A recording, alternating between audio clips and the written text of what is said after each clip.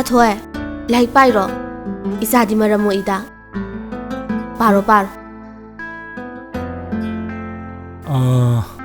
Kaya muk lebih ni hai bano. Taram tile ngani. Taram. Okay. Lising tarad wo shu thamjarage. Ado akhoi gi 4% ni question doise. 4%. Okay. Yai. Se. Loksilo. Asidi noi ne gim da lakuni na. Jawo form pitha doni. Okay, thank you. Lalo, sangse. Yakpa. Nanga songi boto tinturo. Hoi mentaw. Jaksina chaluko. Ai chalage. Nangdi nasakase yam phajaina kari min kauge. Thoi ba kawe. Oh, nupiga thirabo nangba. Thire. Se sembelore. Pasala se. Yambu. Tai. Iktiba dubu. Kai numita yadoino. Numidhum ni shure. Karamba workshop ta semino. Nangi seiwa am thaja dabo ani ne. Thazaba wa natige. Imuk sida kari bu leirige. Sana lupa, likot. Angangi sana phawba yauna. Nangna loina manghalaba natro. Nangna sanu ngaina bu honabada. Ha. Nangi drak to sana bu honabada. Ai si drak chai ba. Loire. Imung se. Pungloi loire ba. Ai drak chai na nunga kana hai. Natte drak chai na nunga kana hai ge. Ha. Nangonda ai drak chai kana hai ge. Ha. Ima. Chinjin dan tokni he. Aunu nang mi usittaba. Oi. Ai halapda nang leung hai sine. Karigumba ai halapda nang leramadi. Natai sharu hai sine. Khamba. Sini hai sine.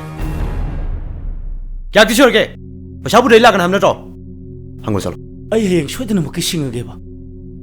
Ai bong tum sibyo. Nane activa thama magi sendoi phawa. Amade thimlakte. Boso ki bima malni ka wale. Ai tabak su surage. Mi halo su halage. Ai bong tum sibyo na. Ngamadro. Ai ngamane. Ai nupi amadi pame. Nupi. Lupa lak ta mangki bagi waka singa pothage. Ai porake. Ai nupi porake.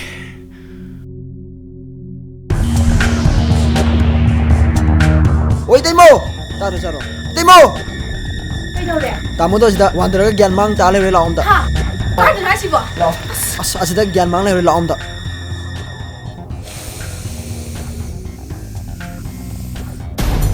Kai nang tai dubo. Yambu.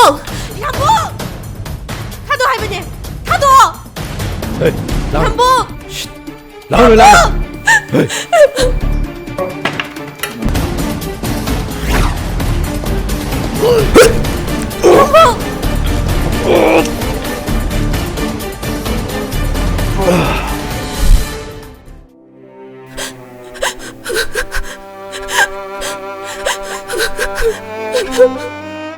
Abo, sije akhoi school ki project work ni maming thonbio.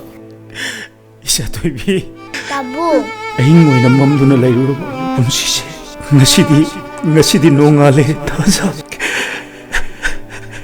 Se. Babung sike haino. Namada palo.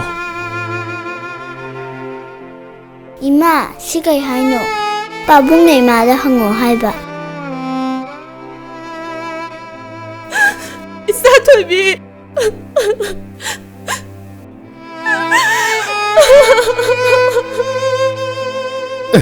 Mi hala ka masa no aim phamle he hagulu chase he hagulu he masi bajelo Thaja. Isa toibi.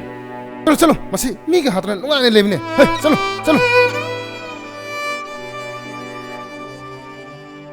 Ima, akhoi babung police na pugre.